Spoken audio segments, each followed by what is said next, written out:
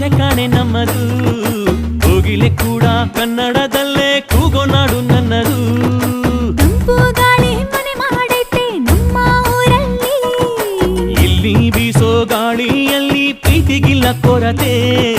ತಂಗಾಳಿಲು ಕನ್ನಡದ ಡಿಂಡಿಮವೆ ಕೇಳುತ್ತೆ.